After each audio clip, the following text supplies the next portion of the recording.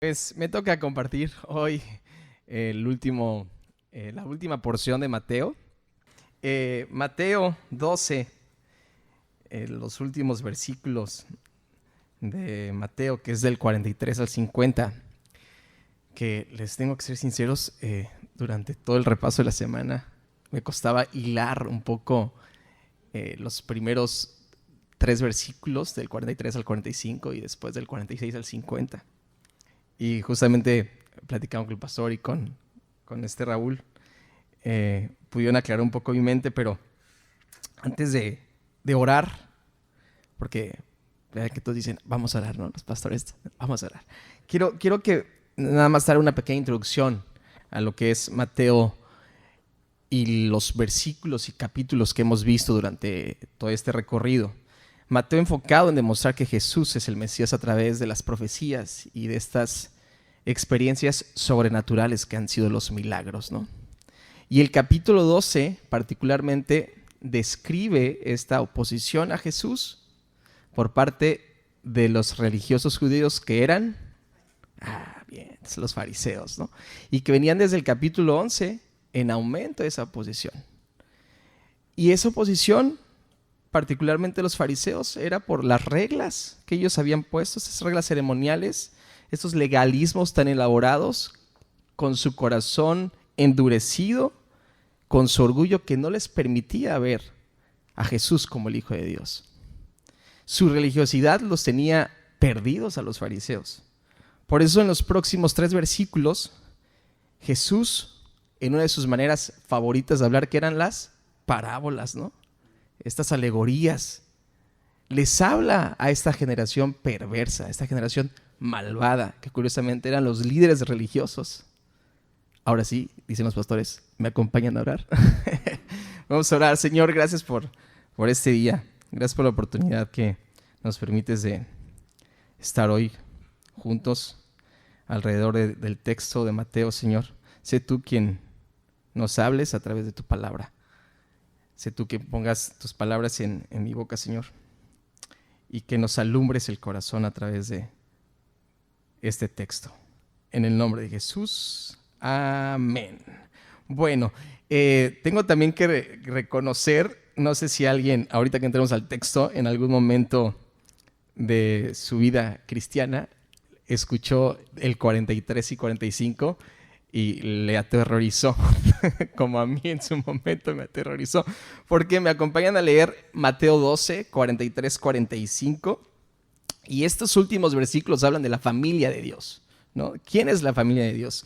Y bueno, 43 al 45 de Mateo 12, que dice, cuando el espíritu inmundo sale del hombre, anda por lugares secos, buscando reposo, y cuando llega y no lo halla. 44, entonces dice, volveré a mi casa de donde salí, y cuando llega la halla desocupada, barrida y adornada. Y el 45, entonces va y toma consigo otros 7 espíritus peores que él, y entrados moran ahí. Y el postrer estado de aquel hombre viene a ser peor que el primero. ¿Y cómo cierra el texto? Así también acontecerá a esta mala generación, o generación perversa, no dicen algunas versiones. Bueno, entonces particularmente, no sé si a alguien le pasó en su vida cristiana que escuchó este par de versículos, ¿no? Bueno, estos 3 versículos.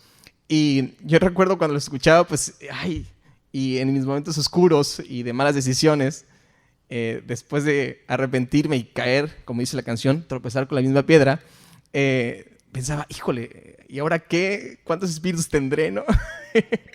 ¿Cuántos chamucos se van a sacar? No sé si en algún momento les contaron estos versículos de una manera distinta, porque realmente estos 3 versículos es la culminación de lo que Jesús responde a los fariseos. Y habla precisamente en medio de parábola, o a través de esta parábola, a esta mala generación que eran los fariseos.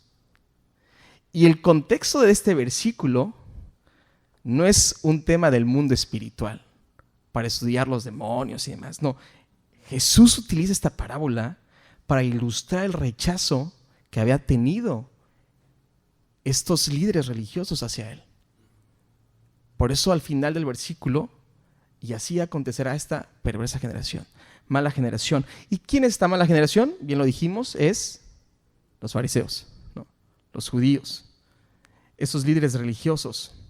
Y haciendo una recapitulación un poco del capítulo 12, me di cuenta de algunas cosas que esta generación perversa venía cometiendo e iban en aumento. Señalando, número 1, Mateo 12:2, ¿no?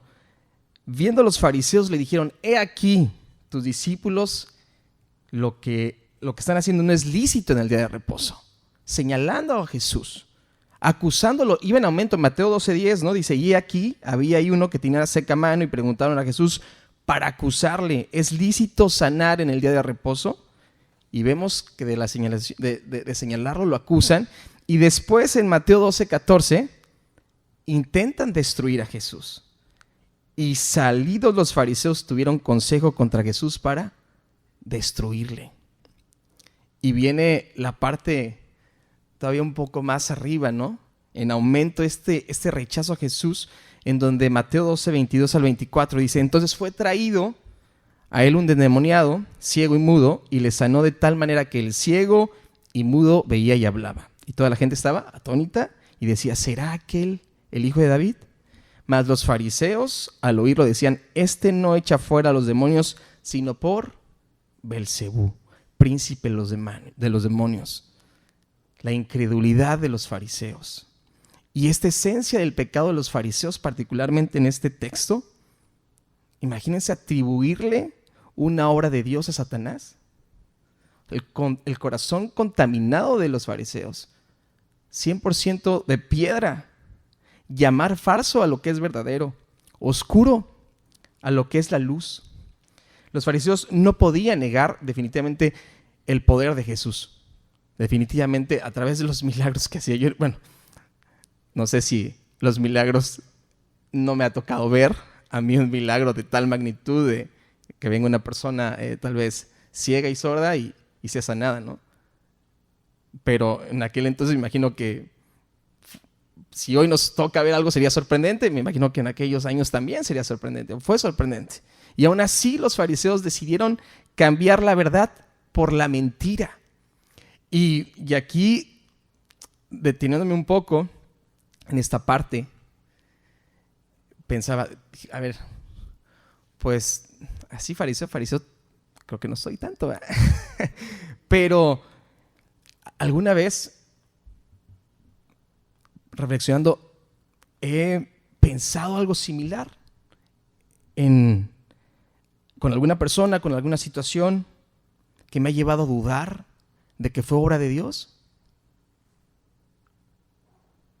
¿Alguna vez nos ha pasado, ¿no? De pensar, pues es que esa persona no creo que Dios la haya restaurado porque conocemos su pasado, ¿no?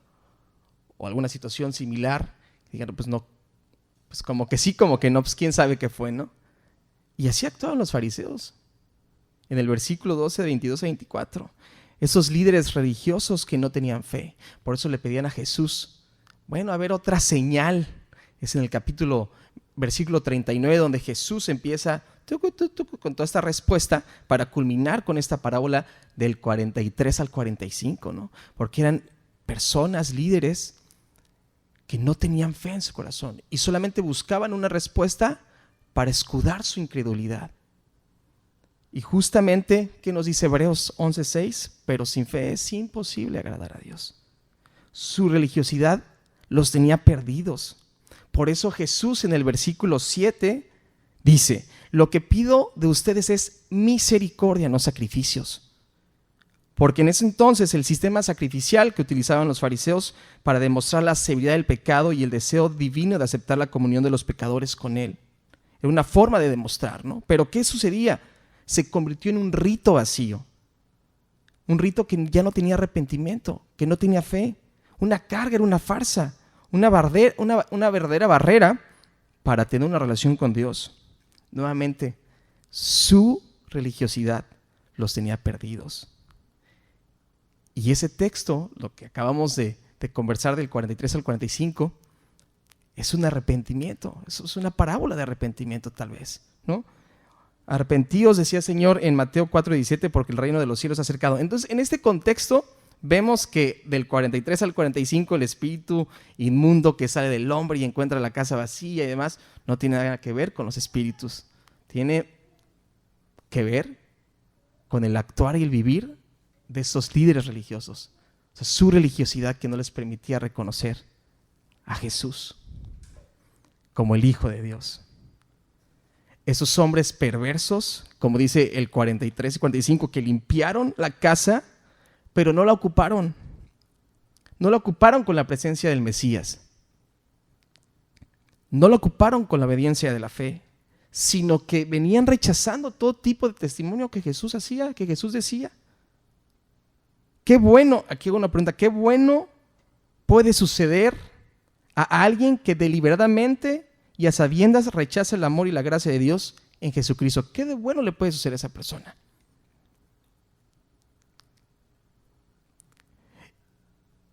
Y haciendo tal vez un ejercicio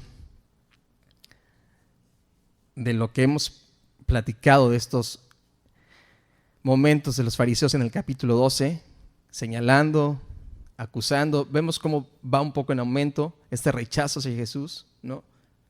Pensando que la obra que había hecho de liberar al endemoniado, darle vista, darle oído, era obra de Satanás, no de Dios. Digo, tal vez no hemos llegado a ese punto, ¿no? Y espero que no lleguemos, pero ¿cómo andamos en nuestro día a día? Porque creo que esta parte del texto sí es una invitación para valorar, para hacer una valoración en nuestra vida, ¿no? ¿Estamos vacíos? ¿Con qué estamos llenando ese vacío? ¿Con el Espíritu Santo? Porque creo que nadie está exento de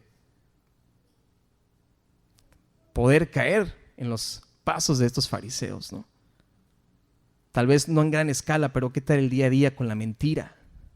Porque dice que estos 7 espíritus llegaron, ¿no? Como parábola, y el postrer estado de ese hombre era peor que el primero. Y no sé si les ha pasado, yo sé que no, aquí no mienten y nunca han mentido. Y tampoco han contado chismes, ¿verdad? Ni pecados ocultos, por supuesto. No, aquí no hay. Pero ¿qué tal con las mentiras, no?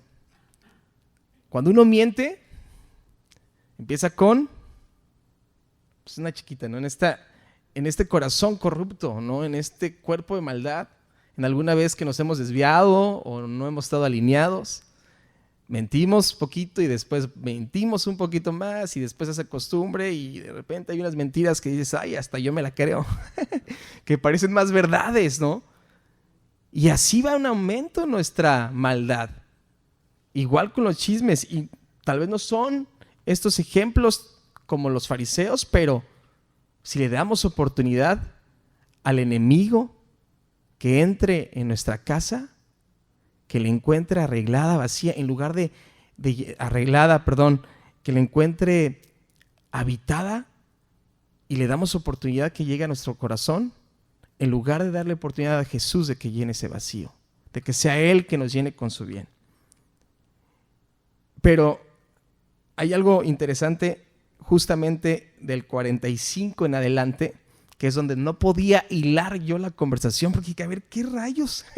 ¿Cómo le haces después de venir y decir esta parábola y decir, mientras él aún había gente y platicaba de sus hermanos, de sus madres y hermanos?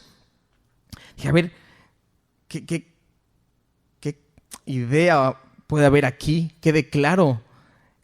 ¿O qué relación tiene que ver el 46 al 50 con lo que venimos escuchando de esta parábola? Pues todo tiene que ver, porque al final del versículo 45 que dice, esto le pasará o le acontecerá a esta generación malvada. En ningún momento Jesús los condena, pero evidentemente ese caminar los iba a llevar a un juicio.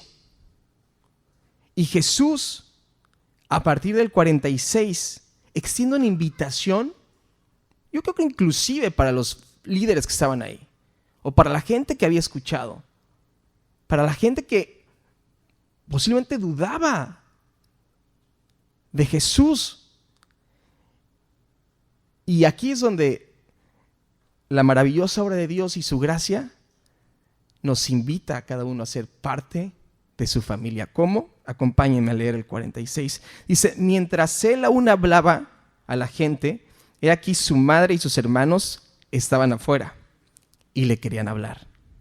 47. Y le dijo uno, he aquí tu madre y tus hermanos están afuera y te quieren hablar. Son así como chisme, ¿no? Jesús, tu mamá está allá afuera, ¿qué onda, no? Respondiendo él, al que le decía esto, dijo, ¿quién es mi madre y quiénes son mis hermanos? Oigan, una manera a lo mejor áspera de responder de Jesús, ¿quién es mi madre y quiénes son mis hermanos? No sé. Bueno, sí los va a platicar, ¿no? No quería poner ese ejemplo, pero si María hubiera sido una madre chilanga, no, la avienta la chancla y hubiera escuchado a Jesús. No, a ver, ¿cómo que no soy tu madre? Jesús responde, ¿quién es mi madre y quiénes son mis hermanos? ¿Qué respuesta tan dura de Jesús? Y hay quien dice que considerando el contexto de oposición de los fariseos, posiblemente su madre y sus hermanos llegaron al lugar para que Jesús no fuera tan controvertido con su ministerio. Posiblemente pensaban que estaba fuera de sí, o habían llenado su corazón de los comentarios de los fariseos.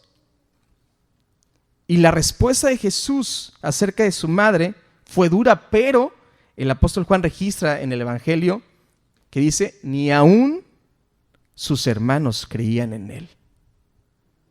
Marcos 3, 20 al 21 dice, entonces Jesús entró en casa y se reunió tal gentío que no podían ni comer. Sus familiares, al enterarse, vinieron a llevárselo porque decían que estaba fuera de sí. Juan 1, 12 al 13. Mas todos los que le recibieron, a los que creen en su nombre, les dio potestad de ser hechos hijos de Dios, los cuales no son engendrados de sangre, ni de voluntad de carne, ni de voluntad de varón, sino de Dios. Y particularmente la Biblia nos enseña que este vínculo entre los seres humanos, ese vínculo espiritual, es eterno, más que el carnal, porque el físico es temporal. Aunque sean muy fuertes los lazos afectivos, lo que sucede en ese momento es Jesús, después de dar esta parábola para los fariseos que venían acusándolo, dice, bueno, hablándole, me imagino que era, o supongamos que era un lugar así, y estaban los fariseos ahí sentados, posiblemente sus discípulos, ¿no? Y le preguntan, ay, Jesús, ahí está tu mamá y tu hermano, ¿no? Y Jesús dice, a ver, más adelante, ¿no? Dice, ¿quién es mi madre? ¿Quiénes son mis hermanos?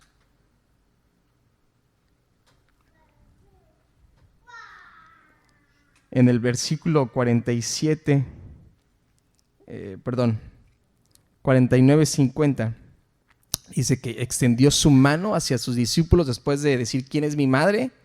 ¿Quiénes son mis hermanos? Extendió su mano hacia sus discípulos y dijo, he aquí mi madre y mis hermanos, porque todo aquel que hace la voluntad de mi Padre que está en los cielos, ese es mi hermano, hermana y madre.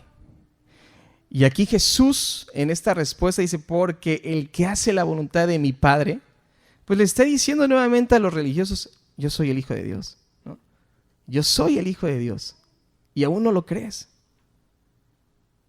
Y aquí es donde nos podemos preguntar, ¿estamos haciendo la voluntad de Dios? ¿De qué estamos llenando nuestro corazón?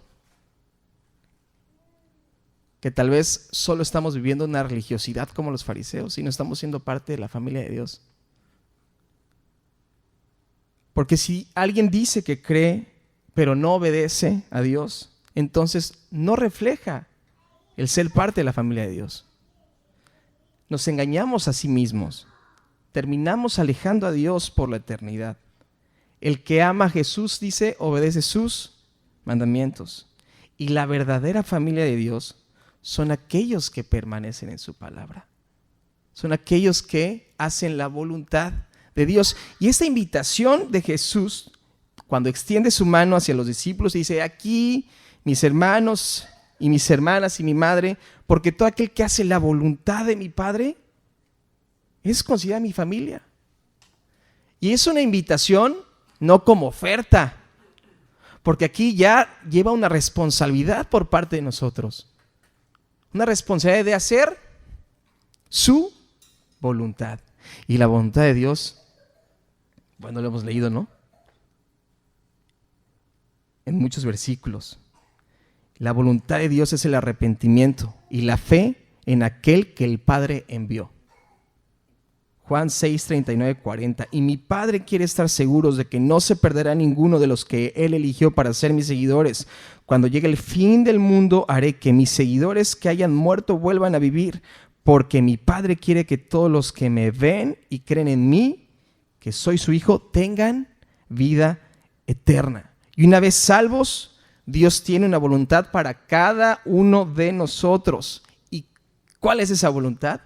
Ser más como Jesús, en una completa relación y sumisión al Padre, que aún en vida y en muerte Jesús glorificó. O sea, esta relación de ser parte de la familia de Dios tiene que ver con la obediencia a Dios, con la sumisión a Dios, con seguir los pasos, con parecernos cada vez a Cristo. Y Cristo fue rechazado. Jesús, a lo largo de los evangelios vemos que inclusive la misma familia, no creía en Él. Hay algo que me compartió ayer el pastor Héctor y me dejó pensando, justamente me lo salté porque estoy nervioso y no se los compartí. Se los quiero leer tal cual. Después de que del 46 al 48 Jesús está hablando y dice, y alguien llega, ¿no? Y le pregunta, hey, tu mamá está allá afuera, ¿qué onda?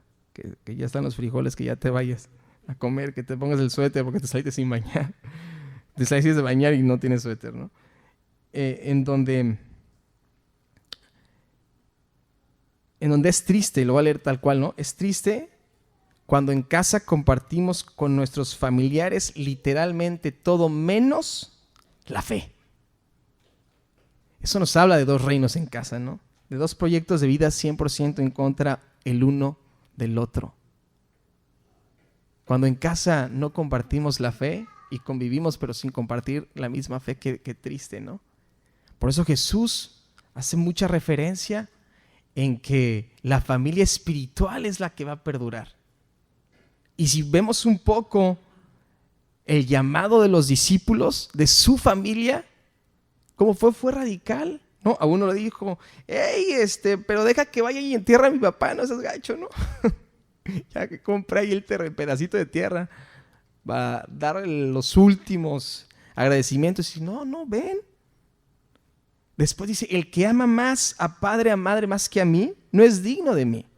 El que ama a mi hijo o hija más que a mí, no es digno de mí. Mateo 10:37. Vemos cómo Jesús le da más importancia a esta familia espiritual. A esta respuesta de las personas que deciden seguir a Jesús. Porque esta respuesta, yo al menos leo, ¿no? Esta parte cuando Jesús llama a este discípulo y dice, Señor, déjame ir a enterrar a mi papá. Y la verdad es que uno lo dice así nada más por decir, pues, ¿no? Qué padre suena, pero pues yo no sé si a mí me lo llegan a decir y justamente voy al velorio de mi papá y decirle que sabes que no, voy a seguirte, Jesús. No sé qué tan complicado sería, para mí sería muy complicado, la verdad, ¿no? O el que te diga, ¿no? El que ama más a hijo o a hija más que a mí no es digno de mí. Y los que somos padres, creo que enseñarle esto a nuestros hijos desde temprana edad debe ser una de las prioridades en casa, ¿no? El amar a Dios más que a mí, más que a mamá, más que a tu hermana, más que a tus abuelos, ¿no? El formar parte de la familia de Dios. ¿Quiénes son la familia de Dios? Nosotros. Los que decidimos seguir a Jesús y hacer su voluntad. Esa es la familia de Dios. Esa es la invitación que Dios nos hace hoy. A seguir sus pasos, a ser como Cristo, pero en realidad hacer la voluntad de Dios, del que nos envió. No ser como los fariseos, que los fariseos estaban llenos de reglas. Hacían que la gente cargara con cosas difíciles de cargar, con mandamientos imposibles que ellos mismos no podían hacer, con lo que no cumplían. Y creo que Jesús hoy nos invita a reflexionar en eso. Estamos viviendo una vida de domingo, una vida de apariencia. No sé, de repente a mí me suena extraño escuchar, ahorita ya no tanto, pero cuando estaba más morro sí, ¿no? En la iglesia a lo mejor llevaban 10, 15 años sirviendo en la alabanza y de repente te enteras que el vato tenía otra mujer y ya otros hijos. Y dices, wow, entonces su vida era de apariencia. O sea, no estaba haciendo la voluntad de Jesús. No era parte de la familia de Dios.